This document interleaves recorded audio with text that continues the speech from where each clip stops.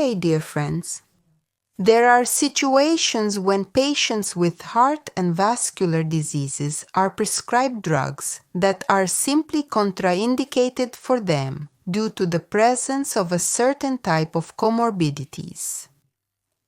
Today, we will talk about what you need to pay attention to if a doctor has prescribed you so-called adjuvants without additional examination.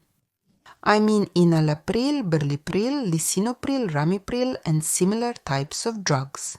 As practice shows, not every one of us undergoes an examination that allows us to answer a simple but very important question. Can we take these drugs at all? To answer this question, at least 3 types of examinations need to be conducted.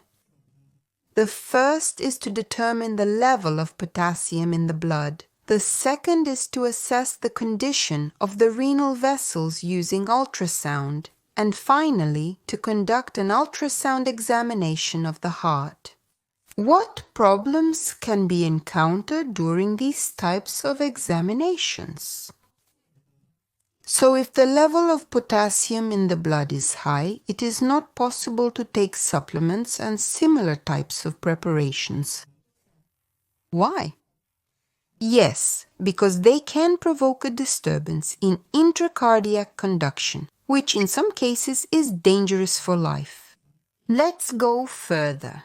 If a bilateral stenosis of the renal arteries is detected during an ultrasound examination of the renal vessels, the above-mentioned drugs should also not be taken.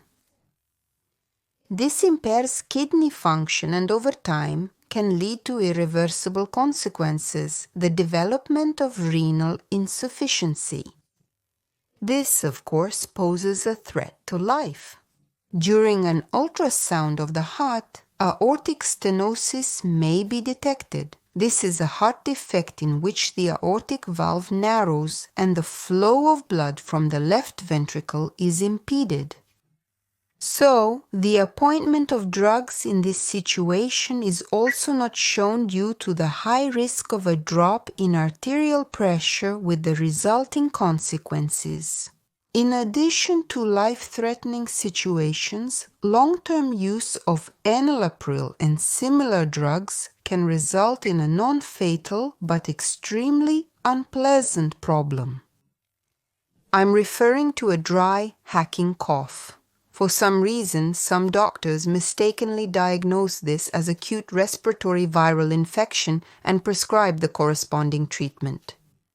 In fact, the dry hacking cough is a result of taking such so-called angiotensin-converting enzyme inhibitors. What should be done in this situation?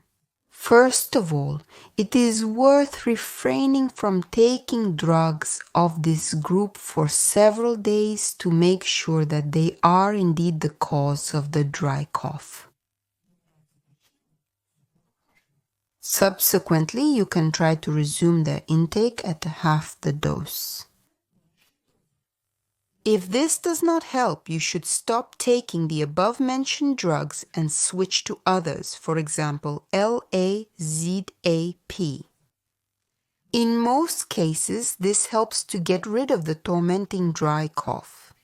In one of the following videos, I will tell you about which drugs for lowering blood pressure should not be taken with a fever. So don't miss it. Stay healthy, dear friends, and until new meetings.